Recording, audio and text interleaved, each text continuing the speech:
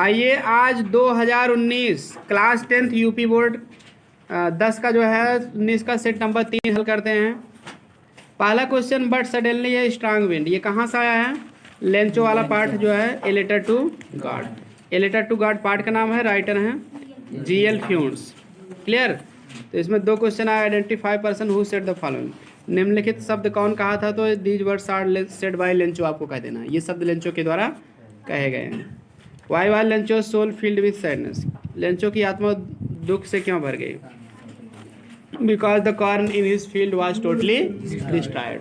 ये सब क्वेश्चन बताए भी गए, लिखाए भी गए, वीडियो भी अपलोड है, आप पूरा देख सकते हो। अब देखिए 60 वर्ड का जो क्वेश्चन आया, पहला write any 3 questions that Yaksha asked Yudhishthira, what reply did Yudhishthira give to those questions. और अगला है what do we come to know about PT Nehru after reading the lesson the Ganga. तो दोनों क्वेश्चन आपको लिखाए गए हैं, वीडियो भी अपलोड है। अगला क्वेश्चन है वाई वाज सॉक्रेटिस पनिश, सुकरात को क्यों दंडित किया गया? व्हाट हैपेंड, ये सेकंड क्वेश्चन वाला सिलेबस में नहीं है, अगला भी सिलेबस में नहीं है। तो सुकरात को क्यों पनिश किया गया, वीडियो लिखवा गया आपको। क्लियर? चलिए अब देखिए क्यों दंडित किया गया, बिकॉज हाँ जो लोग मतलब एथेंस में शासन कर रहे थे वो लोग सोचे कि ये गुमराह कर रहा है लोगों को, और इसकी लोकप्रियता को सहन नहीं कर पाए, लोकप्रिय भी हो गया था, इसलिए उस पर क्वेश्चन करके आरोप लगा दिए। Clear? Because the Athenians thought that he was misleading the young people of his country, वह अपने देश के लोगों को गुमराह कर, ये आरोप लगा दिया गया। अगला क्वेश्चन देखिए, करस्पॉन्डेंस का मैचिंग करना है, एक्सचेंज ऑफ लेटर्स, पत्रों का एक्सचेंज में आदान प्रदान, पत्र व्यवहार या पत्राचार भी होता है। इंडिकेट का क्या होगा? सो, एट लेंथ का एट लास्ट, पार्टिकुलर का स्पेशल। चलिए आगे चलते हैं। देखिए पांचवा क्वेश्चन आपका है नॉट एंजॉयमेंट एंड नॉट सारो, कहाँ से आया है? The psalm of life by H.W. Longfellow. तो दोनों क्वेश्चन इसके टाइटल लिखना है, what advice does the poet give to the young man in the student. Video इसकी अपलोड है, लिखा भी गया क्लास में। और देखिए यहाँ सेंट्रल आइडिया लिखो या 4 लाइन की कविता लिखो। अगला क्वेश्चन है why did Edison join the railways, Edison railway में क्यों नौकरी किया, क्यों सम्मिलित हो गया? Why did king of Ujjain want to sit on the judgement seat of Vikramaditya. तो दोनों क्वेश्चन लिखाए गए हैं, वीडियो अपलोड है, थर्ड वाला सिलेबस में नहीं है। अगला बढ़ते हैं। Edison promise to the his mother to give her $1 every night from what year? सही, ठीक है ना। President of America received Edison and honoured him in a big fashion. सही।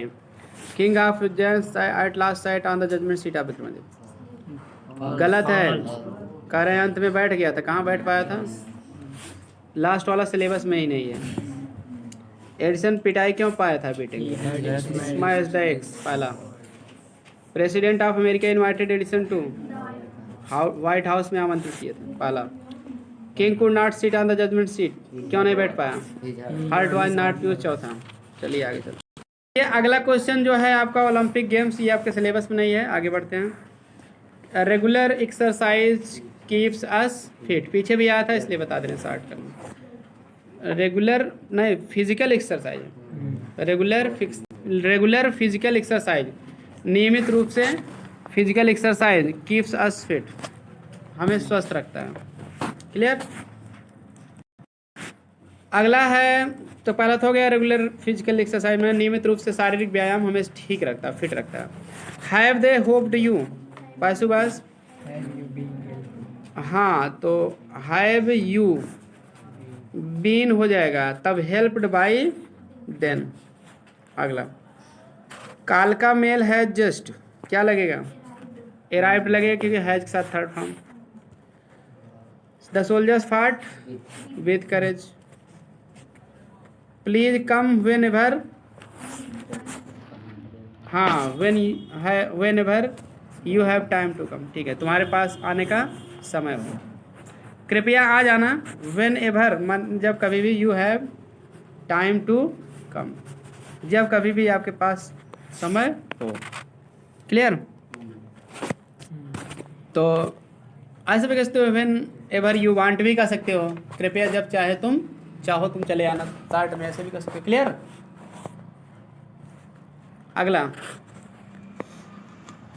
तो एबिलिटी हो जाएगा, नहीं सॉरी, ABILITY, ठीक। दूसरा क्या हो जाएगा? सोर्स, SOURCE, सोर्स माने स्रोत होता है। ड्यूरिंग आवर जर्नी, ये मतलब पंचुएशन है ना, तो पहले बड़े कर दो डी से। During our journey to Madras में यम बड़े से कर दो, ठीक है, कामा कर दो। We slept, read, we slept, slept के बाद फिर कामा कर दो। रीड एंड प्लेड कार्ड्स, ठीक है, क्योंकि स्लेप्ट और रीड दोनों वर्ब है तो दो वर्ब को अलग करने के लिए कामा लगेगा, पार्ट्स ऑफ स्पीच के शब्द। क्लियर? तो हाँ, तो वही हो जाएगा during our journey to Madras, स्थान का नाम है एम बड़े कर दो, क्योंकि मद्रास के बाद एक नया सब्जेक्ट लिखने जा रहे हो तो इसलिए कामा लगाओगे, स्लेप्ट के बाद भी कामा लगेगा, लास्ट में फुल स्टॉप कर दो। अगला, हम केवल औषधियों के सहारे ही स्वस्थ नहीं रह सकते हैं। चलिए ट्रांसलेशन इसका लिख डालिए आप लोग। तो वी कैन नॉट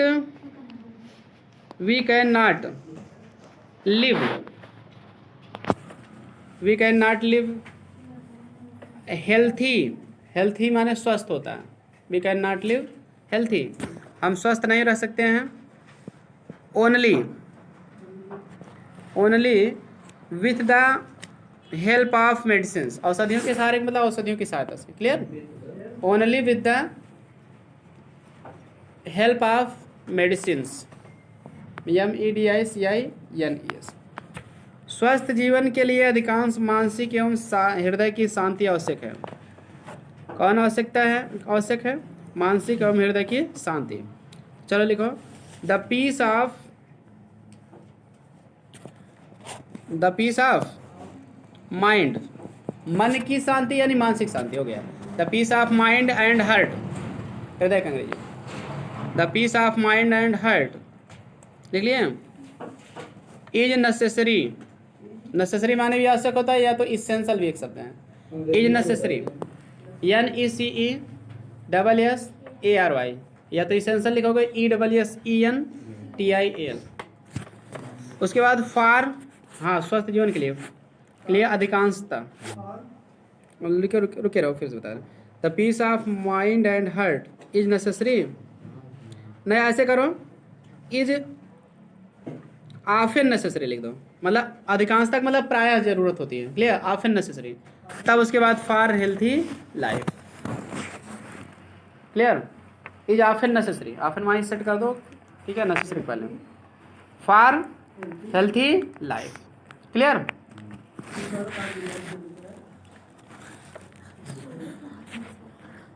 उन्मुक्त हंसी एवं प्यार भी हमें स्वस्थ रहने में मदद करते हैं।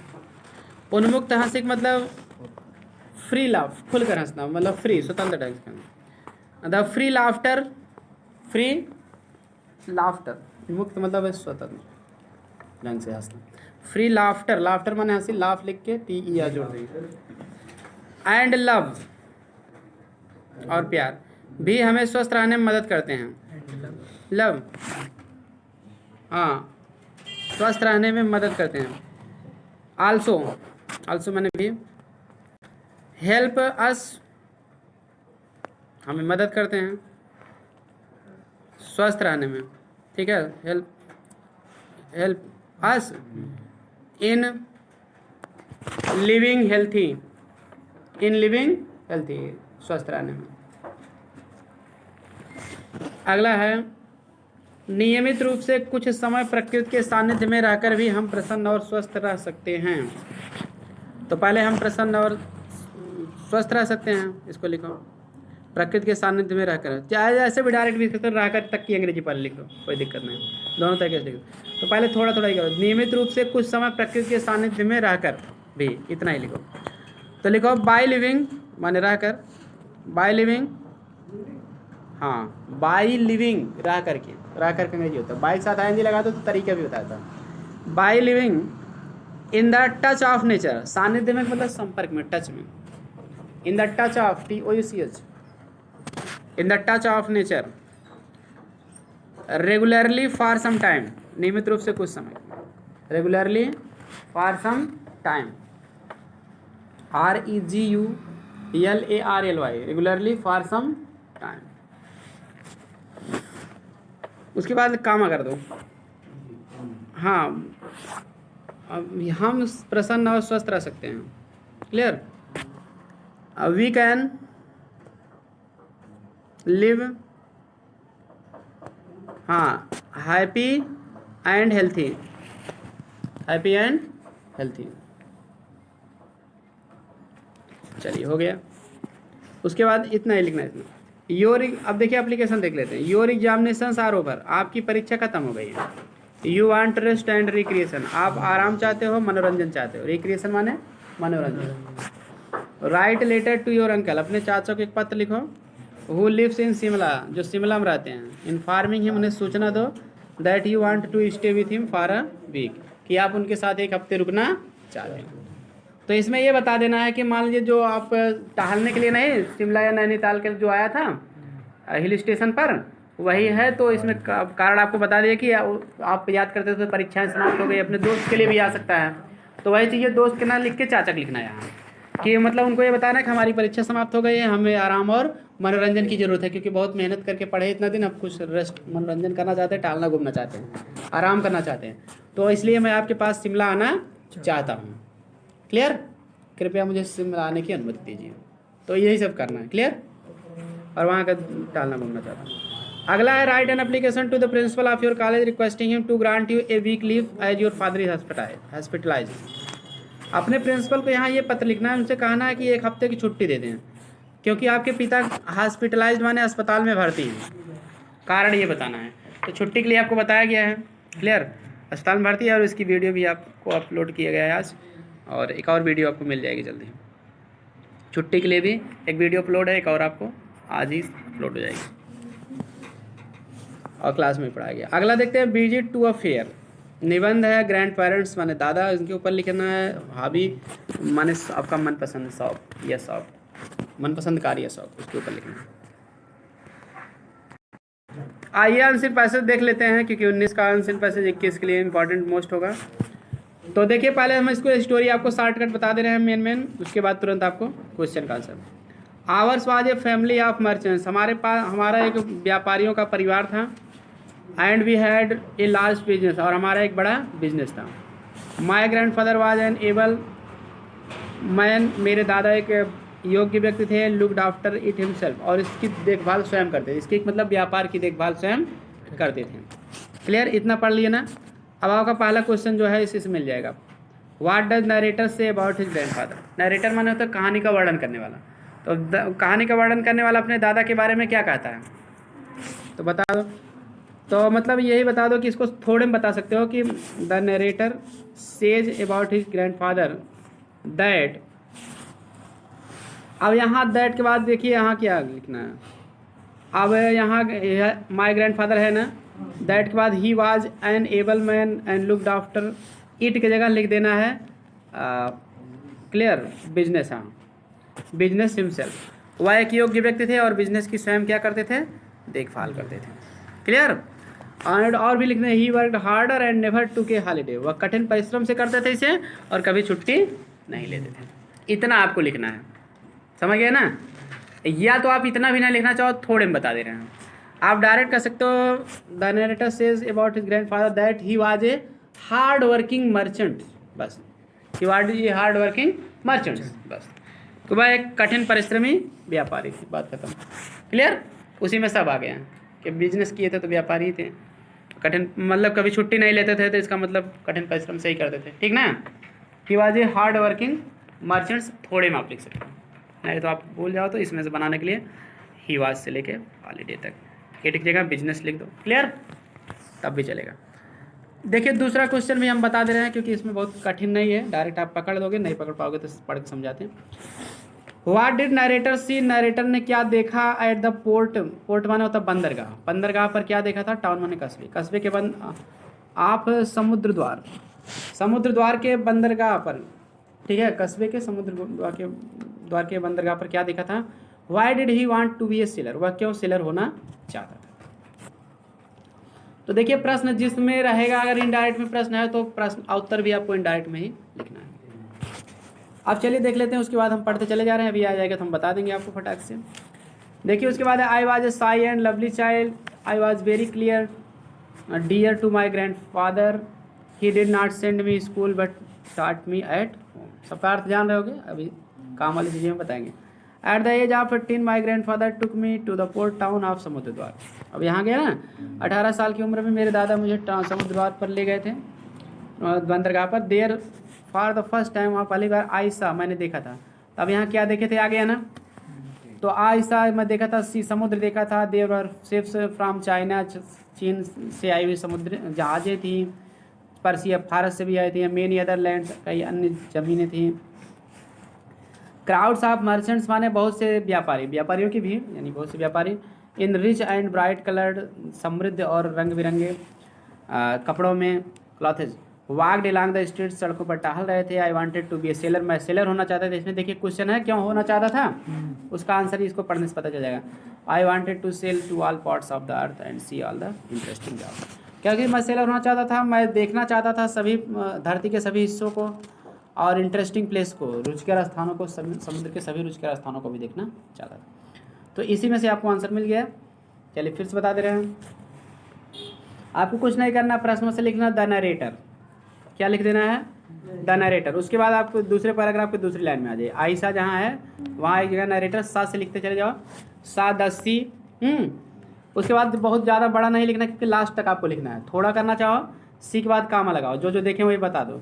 देर वाज काट दो, see comma ships from China, Persia and many other lands, इसको वैसे लिख दो।